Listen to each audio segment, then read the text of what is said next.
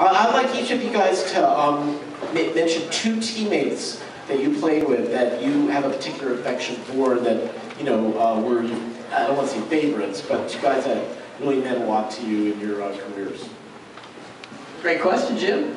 A couple of favorite teammates, Roberto, from over the years. For me, I have to say Ricky Henderson. I came up with him.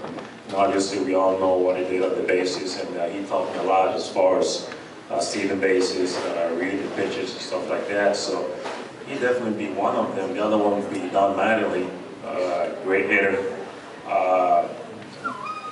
As a young player coming up in the minor leagues, I wasn't good at it. I mean, what got me to the big leagues was my defense and my speed. I could get it, to be honest with you, when I first came up here.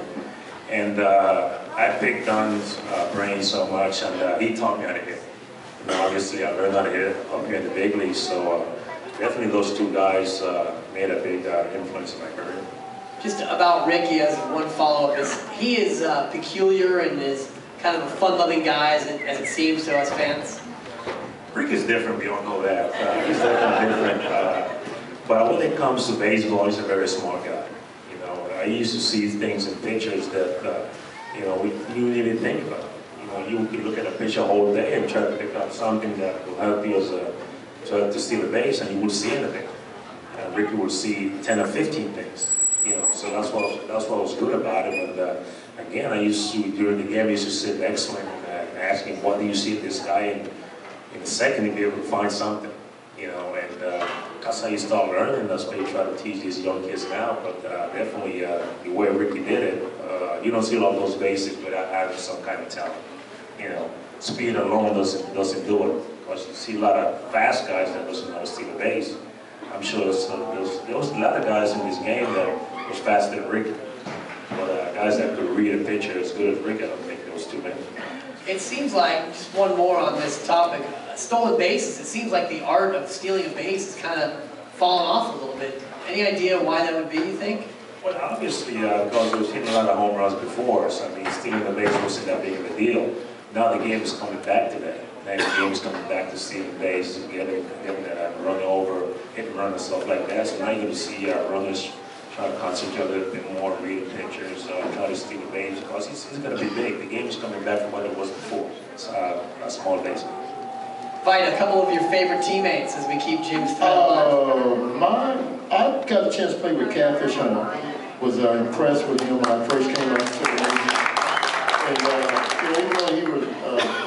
even though he was right-handed, I was left-handed. You know, he still taught me about, like Roberto said, about, you know, just watching and picking up, trying to learn about the art of pitching and looking at little flaws in the hitter's stance or swing, and guys that were cheating, looking back at the catcher, trying to steal the signals, all those little things. And those guys, you try to crack that batting helmet on their head.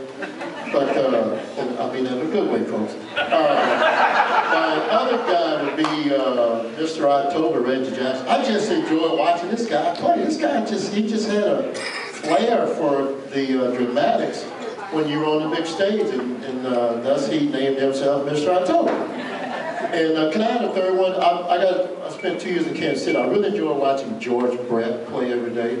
You know, everybody knows he's a great hitter, but I enjoy watching him play third base. He played third base as good as anybody could play, and I got to see him play every day, so it really changed my opinion of him from a defensive standpoint. Shawon, a couple favorites? Well, mine's Andre Dawson and Mark Grace. I'm not a front runner. I really appreciate Andre as a player on and off the field. He's still considered my friend. I admire the way he played the game. When I see a guy had 11 knee operations and always played, and Mark Grace being a shortstop.